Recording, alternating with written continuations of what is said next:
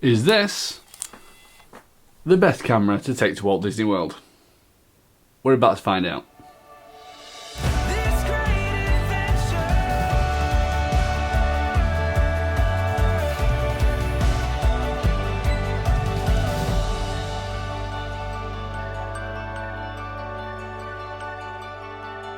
Hey everyone, my name is Gaz, and if you're new here, I'm part of the Kershaw's Adventures. Our channel is mainly based on making memories of our family, and a lot of our content is in Disney. We like to vlog around the parks, which is the reason why we've just bought this camera. This is the ZV-1. It's the new camera from Sony, and we're going to answer the question today, is this the best camera to take to Walt Disney World? We're going to check out its autofocus, we're going to see the stabilization, take a look at some of the features in terms of slow-mo, and everything else that this camera has to offer. So let's get to it. Okay, so the first test we're going to complete is both of the cameras are on a tripod. I'm just going to move around and see which one keeps focus the best. So here we go. So the first test is a simple on a tripod. Does it follow my face? So on the left we have the ZV-1 and on the right we have the G7X Mark II. You can clearly see that the ZV-1 completely destroys the G7X Mark II in terms of this autofocus test. The G7X Mark II struggles quite a few times and loses focus on my face, whereas the ZV-1 throughout the entire clip doesn't lose focus even once. Come on, focus, Canon. You got this. Focus, focus, focus. So the next one is on a tripod, moving. Let's see if it makes a difference. So the next test we're going to put the camera through is an autofocus test going from light to dark. Sometimes you can have a problem, it doesn't really pick up your face because the exposure changes a little bit. Seems to be pretty solid from what I can see now. Doesn't seem to be moving away from the eye. I'll just put it down, bring it back up again. Yeah, pretty solid. Let's take a look at the Canon. So we are now on the Canon and we're about to move into the darker area. Let's see if it makes a difference to the autofocus. Seems to be doing alright in terms of picking up the face right now. Let's drop it down. I'll pick it up again. So the next test we're going to complete is object autofocus. So with this one I've selected a square around Mickey's head and I'm moving him all different places to make sure that the focus stays in place. As you can see, the ZV-1 doesn't seem to have a problem at all, even when I turn him upside down. I tried to trick this camera and it just stayed focused all the time. Now the Canon on the other hand, that is a completely different story. It struggled so badly to keep focus even in the simple tasks. As you can see, autofocus, hands down, the ZV-1 completely smashes the G7X Mark II. Right, next test. Now we're talking about stabilization. No one likes to feel sick when you're walking down Main Street. Now what I mean by that is the shakiness of your footage. That's the reason why stabilization is there. So it takes out that kind of jumpiness that you kind of see in your shot. This camera comes with two, so it has the standard setting on there, but it also has something called active stabilization, which is kind of like an extra bit of stabilization compared to what you would normally get. It's like the GoPros, so they kind of take the image, they crop it in ever so slightly, and then they have that kind of room to play around with to try and take the shake out. It's alright if you've got long arms like me, then it isn't going to make that much of a difference. But when you're small, like these guys, and like this one, can make a bit of a difference in terms of what you can see on the outside. So let's have a quick look now at the difference between the two features on, and we'll turn it off as well so you can get an idea on what the stabilization is like when it's off. And then we'll also have a look at the Canon so you can kind of see the difference. So the active does a pretty good job here, but I will say that the G7X Mark II holds its own in this test. So my recommendation would be to toggle between the active and the standard, or if you're not wanting to do that and you're wanting to just kind of run and gun it and not have to mess around with the settings, then I'd probably recommend active if you've got long arms and standard if you've got short. So, focal length. The Canon G7X Mark II has a focal length from 24mm at its shortest and 100mm at its longest. The ZV-1 has a 24 to 70mm focal length, which means that it can't go as far as the G7X Mark II. Now, let me show you what difference that is.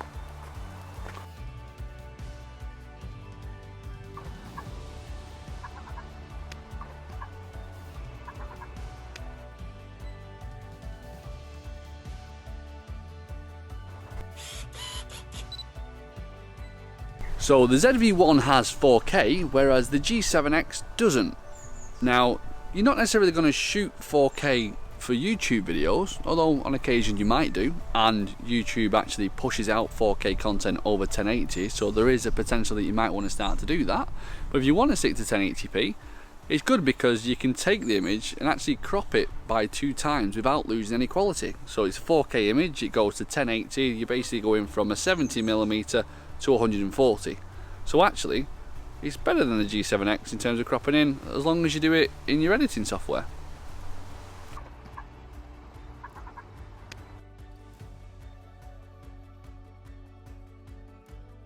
But there are a few things that you need to take into consideration with the Sony when you're shooting 4K.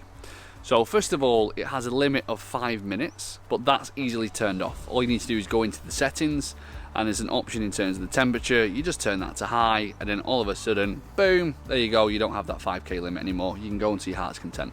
Not only that, but if you're wanting to shoot in the highest quality 4K, you need to have a fast memory card. So you can't just use any type of memory card.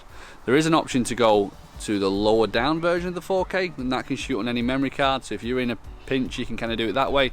But I would definitely recommend to get yourself a fast memory card if you're looking to shoot 4K on this camera. Not only that, you've got to also remember the file size. So if you're going on holiday and you're potentially going for say 2 weeks, then you're going to use a lot more memory on the 4K camera than you would do on the 1080p. So if you are going away for 2 weeks, I would highly recommend purchasing a couple of memory cards, because you don't want to be running out of memory whilst you're on holiday. Right, next up we're going to talk about microphones. Now, the ZV-1 onboard microphone has really impressed me this week. It comes with one of these, which is pretty decent straight out of the box. So unlike the G7X, which you got to kind of do a DIY job in. One thing I don't like about that is when you turn the screen up, it kind of covers quite a bit of the screen, which isn't that great, but we'll come on to that a little bit later on. The only problem I kind of see with this is if you're taking it off. So majority of people probably just keep this on all the time and just use the onboard microphone, but I'm using an external microphone at the moment, and I have to take this off and put it in my pocket. And I've had a look on Amazon and Google, and they don't actually do any replacements right now, so let's hope we don't lose it. Anyway, so we're going to do a quick audio test. So we're going to move from the Sony, and then we're going to go over to the Canon. So now we're going to compare the difference of the audio from the ZV-1 to the G7X Mark II. This is the sound coming out of the Sony, and this is the sound coming out of the Canon. I don't know what to say other than a load of nonsense, so you can tell the difference. I've turned into a news reporter, no idea why. So yeah, the good thing with the ZV-1 compared to the Canon is the ZV-1 goes a step further. You can put one of these on it. So this is the Dead Cat, again wind muff. I don't even know what else you can call it. It's a microphone. The good thing is with the ZV-1, you can put it on the top, plug it into the side, and you get much better audio. So let's see the difference between that one and the Canon. So I haven't changed any settings or anything like that on the audio levels on the microphone. I have literally just plugged it straight into the ZV-1 and I've clicked record. So this is the sound coming out of the microphone, and this is the sound coming out of the Canon. So the microphone that I'm using is the Rode Video Micro. So I think it's available for about 50 quid on Amazon. I'll leave more details and like a link to the Amazon in the description, so you can have a look at that really. But yeah, I highly recommend this microphone. I used it on my A7 III when we went to Florida last October. I had the microphone like that, attached to my camera, walking around Batu for the first time. And a cast member came up to me and was like, "Can I stroke your pet?" I was like, what's he talking about? He's like, comes over and starts stroking the microphone. Where is it from? Never seen one of these creatures before. I clocked on then that he was talking like in an immersive kind of way, and I was like, oh yeah, it's from a couple of planets nearby. Can I stroke it? He said. I was like, yeah, but it bites. And that is the best immersion you're ever going to get, ladies and gentlemen. Batu. So next up, we're going to talk slow-mo.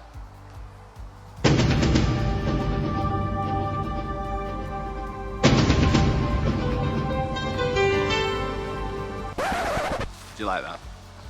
It's good, wasn't it?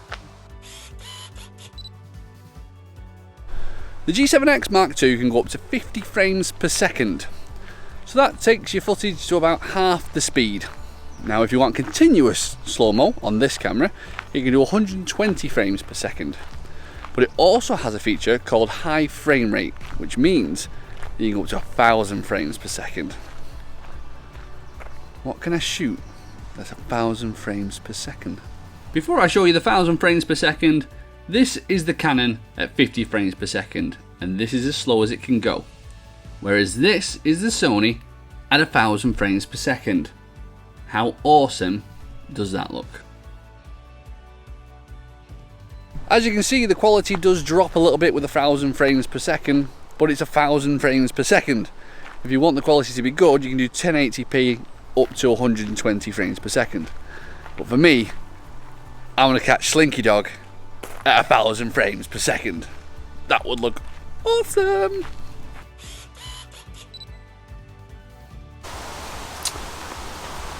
Another big reason to get this camera is the fully articulating screen. So you can see at the front, you can tilt it around to the back. The good thing is as well, it protects the back of the screen when it's not being used. You don't need to worry about getting like a screen protector or worry about it getting scratched or anything like that. And literally, as soon as you open it, it's ready to record. Now, the G7X doesn't have the fully articulating screen where you can kind of look down or you can look above. It has what kind of just flips above that. Let me just quickly get it. Yeah, so the G7X just kind of flicks up, and again, as I mentioned before, this just really annoys me. It kind of gets in the way of the frame. Another thing that really pees me off with it is like when I'm like going from waist height and I flick up, sometimes it just ever so slightly moves and then the image is upside down. I know it's minor, I know it's petty, but it just annoys me. And again, like, so it's, yeah. So a few people asked about the screen difference in terms of it being on the side rather than at the top, and what they're worried about is the eyes and how they look on the camera. So let's do a quick test and I can kind of show you the difference. So this is the ZV-1, and then this is me looking at the screen and back at you. So if I was to not move my head and just kind of look to the side, that's the difference that you're going to see with the eyes. And then back to the Canon G7X. So this is me looking in the lens and then looking at the screen. Just try not to look at the screen. I mean, I much prefer it to be at the side because it's just not in the way. And I like the fact that it can kind of turn and stuff like that, but again, each to their own, but I much prefer the screen at the side. One of the features that you have on this camera is an ND filter. Now for Orlando, for me, it's definitely something that you need to have in there. It just basically is like sunglasses for your camera. You put it on and it can see a little bit clearer and allows you to kind of keep this blurry background. Now there is a feature on this camera which is ideal for people that like that type of thing. There's something called background defocus. There's just a button that's on the top of the camera and all you've got to do is press it and it makes the background blurry. But if you've got a castle in the background, then you might want to kind of show that not so blurry. I don't have a castle right now, I wish I did. We've just got some trees. But to give you an idea, there's the trees a little bit clearer. Now, let's move on to the next thing. Now this is the feature that I've been saying is great for Disney vloggers. When you come back from your holiday, what do you need to do? A haul video. Or if you bought pins, you need to show everybody your pins. This is an autofocus feature that's on this camera that takes anything that you've got in front of you and automatically focuses on it, and you don't even have to cover your face. Now anybody who's got a G7X or any other camera than this camera knows the pain when it comes to trying to show products on camera. You're like covering your face, you're kind of boxing it off so nobody can see. You don't need to bother anymore. You literally just hold it up to the camera and it focuses. Anything. It can be absolutely anything. And it just focuses like a dream. This is the best feature ever.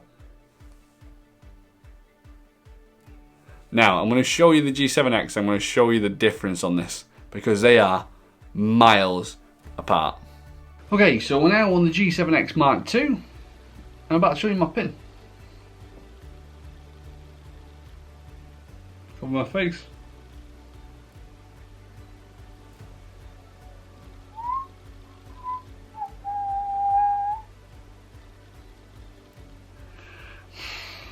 Should we try again?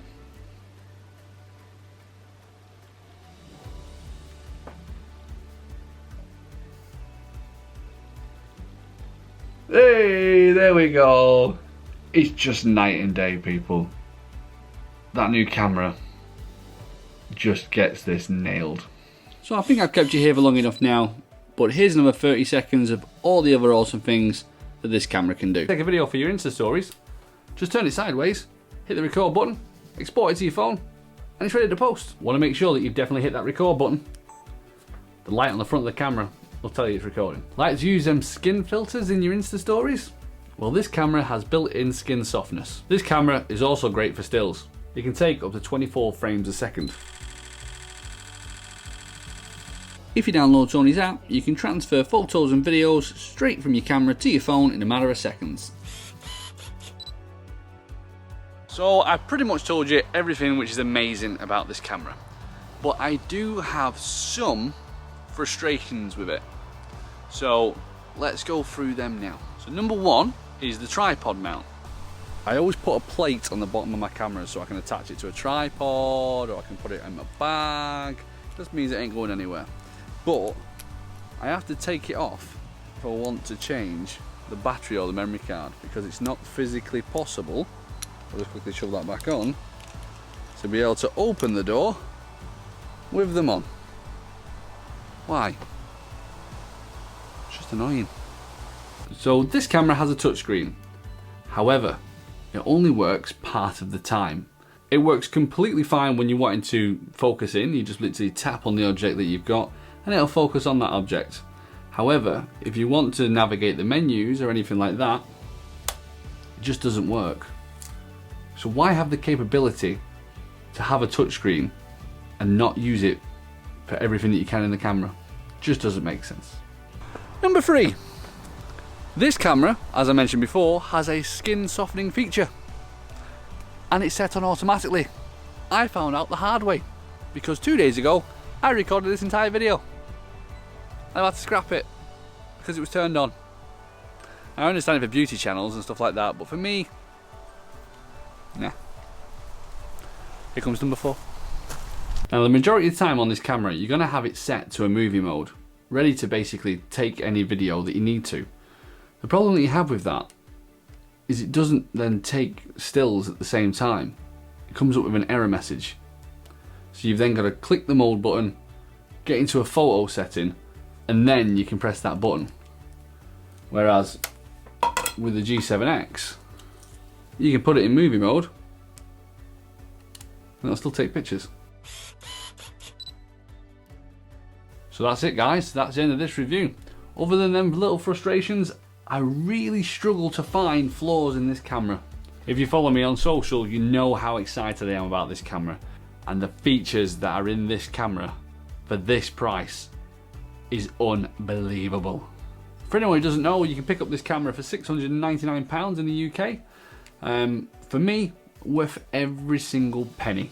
The Canon G7X Mark II is still retailing for between £500 and £550. So yeah, it is more expensive, but you can tell, as you've seen from the video, it's got much better autofocus. It's got some really good features like the product showcase and the background defocus. Stabilization, I'd say, is just slightly better, but not too different. It's slow-mo completely blows the Canon G7X Mark II out of the water. The microphones, I mean, that's not even a contest. Do I think you should buy this camera? If you want a camera to take to Disney World and you haven't currently got one, 100% this is the camera to get. If you've got a G7X Mark II, do I think you should upgrade to this? Well, if you're looking for an upgrade, then yeah. I think the kind of tests already speak for themselves in terms of the difference between the two. If you're bothered about that, then yeah. If you're not so bothered about it and you just want to stick with the camera, then stick with your Canon, that's fine. But just keep in mind, you could probably sell that for about £300, so you could probably get that for around about £400. And for £400, that's a bargain. So guys, let me know in the comments below what you think about the camera. Do you think it's good? Do you think it's overrated? Or if you just got a question about the camera that I haven't been able to answer in the review, just leave it down below and I'll answer as many as I possibly can do. Thank you to everyone who submitted a question to help me with this review. Hopefully I've answered every single one of them. I've tried my best. And that's it, guys. All that's left to say is if you haven't checked us out on social already, you can do. We're on Twitter at @the_Kershaws and is available at The Kershaw Adventures on Instagram. Don't forget to like and subscribe to our channel. We put up weekly videos, usually on a Thursday and the occasional day throughout the week. And that's it, guys. Hopefully you've enjoyed the review. Thanks for your time, thanks for watching, and we'll see you in the next one. Bye.